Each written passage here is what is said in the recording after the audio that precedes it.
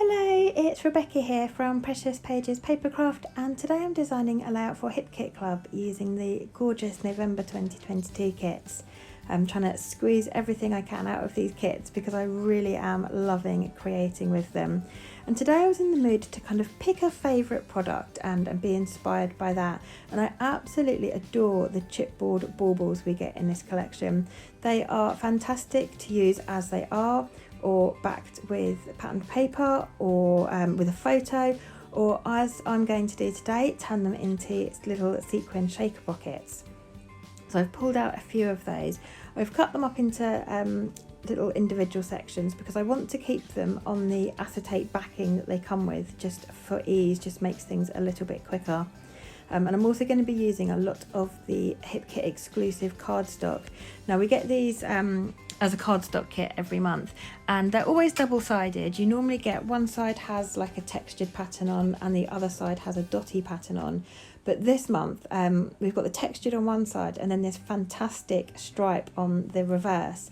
And my initial plan was, as you can see here, I'm cutting the strips with a little bit of white either side, and I was going to distress them and arrange them on my background with the white edge. So I took my time to cut all of these and make sure they were as even as I could get them. You'll see I have to hand cut a few just to make them more equal.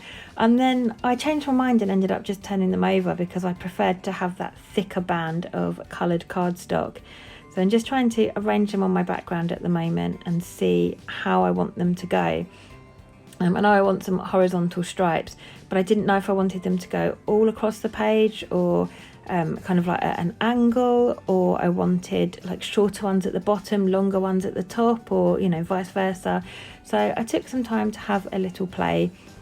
I distress all the edges, and then when I decide on a composition, I machine stitch them to my background. And you'll see in a sec, I kind of go for having them all sort of almost equal length, but rather than sticking them straight across my background, like lining them up with a T-square ruler, I overlap a few and have them on angles just to make it a bit more interesting than just having this block of strips in the middle.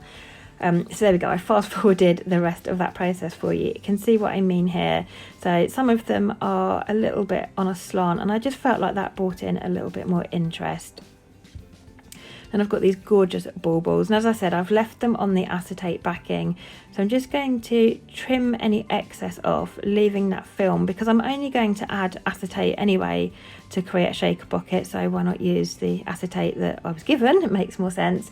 One of them I do end up having to redo. I can't remember what happened, but I ended up trimming it or pulling it off or something, so I do end up redoing one of them. So I've got 3 of those, and then that 4th bauble you see at the bottom there, that is fussy cut from one of the patterned papers. We've got a whole paper that's full of baubles and nutcrackers and things and a few Christmas trees. So I wanted a navy one. I was going for a kind of tone on tone effect, and there wasn't a navy frame, so I just used one of the patterned paper ones instead. And I start with some adhesive foam roll from Spiegelmum, just trying to apply that to the backing, but actually it's quite hard to bend round curves, so I just opt for my cheaper craft foam instead. It curves so easy, this stuff, but unfortunately it's not double-sided, so once I've got it stuck down, I do have to apply some wet glue to the reverse. But really simple to turn these into shaker pockets, and it makes a fantastic feature of them on the page. So I've left the acetate on. I've got this foam that's going to create a little like a well or a pocket for my sequins to sit in, and then I will back that with some patterned paper from the collection. And I'm using a few sequin mixes from Spiegelmum Scraps. I don't really have a Christmassy as such sequin mix, so I pulled out tones to match my papers and the Hip Kit collections from different mixes, and then kind of made my own little mix in a bowl, and I'm using those to fill my pockets with today.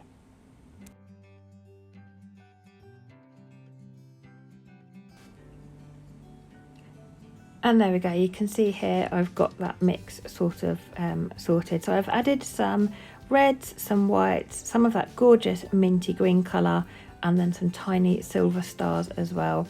And now I can fill the back of these pockets.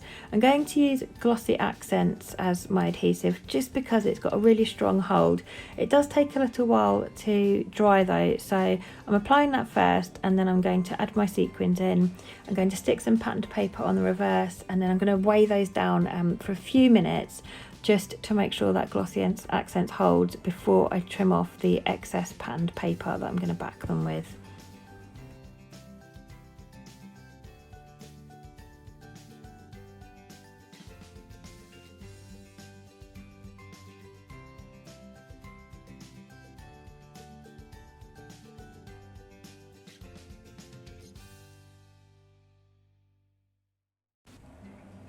And I've chosen this gorgeous kind of crosshatch paper to back them with because firstly I just love the pattern, but secondly the colours match really well with my colour scheme. They've got that kind of minty green colour and the red running through it, and it was just a bit more interesting than backing them just with white cardstock. I felt like that was going to be really boring, so that patterned paper just adds a little bit of subtle detail to the background.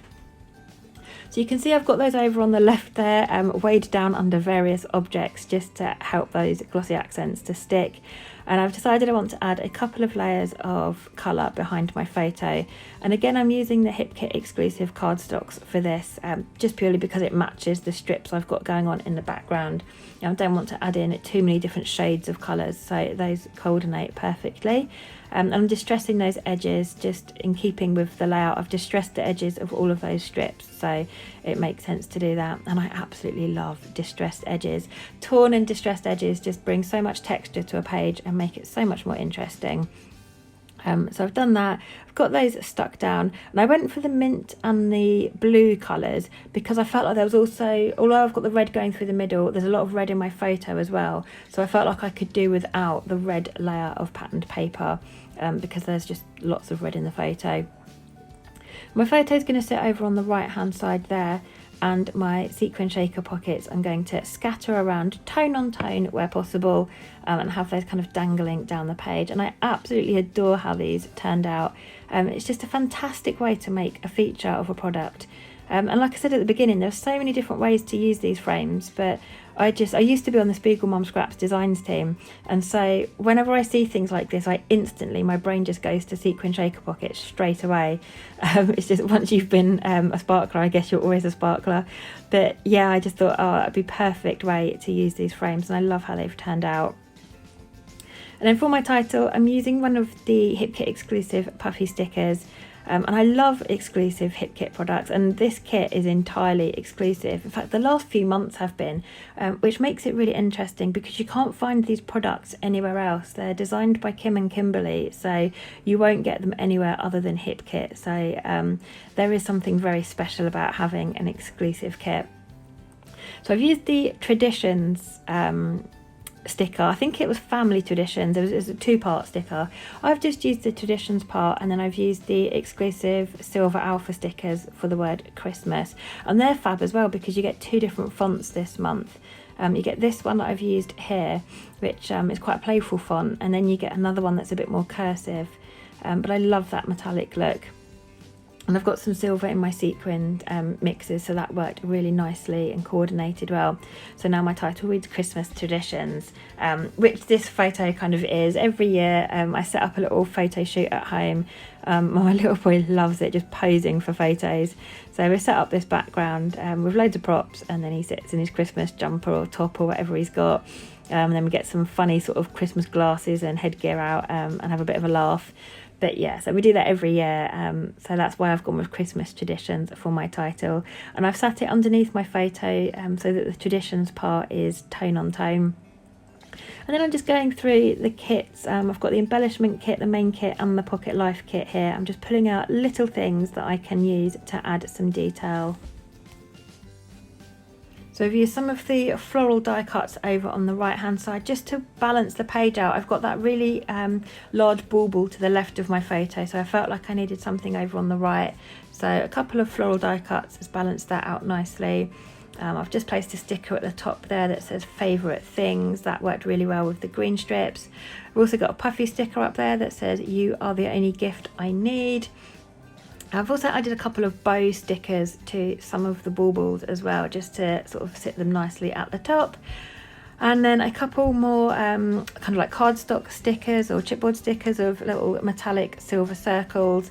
And then I thought, well, I've got lots of silver going on, let's add some silver splatters. So I've got a metallic silver distress spray stain. I've just added some silver splatters with that.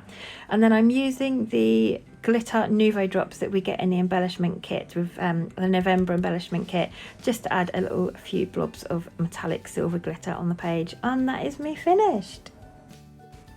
So thank you very much for joining me. I hope you've enjoyed this layout and it's given you some inspiration in using those chipboard baubles. So many different uses. They're such an exciting product. I've got lots of close-ups coming up for you. I will leave some links in the description box below to our Facebook group, to our subscription sign-on page, to our website, lots of things going on, and it's always worth checking out the subscription benefits below as well, because there are lots of them: free shipping, additional discounts, you get subscriber exclusive cut files, so lots of things going on there. So do check out that description box below for all the details. But thanks again for joining me for this layout with the November kits, and I'll see you next time.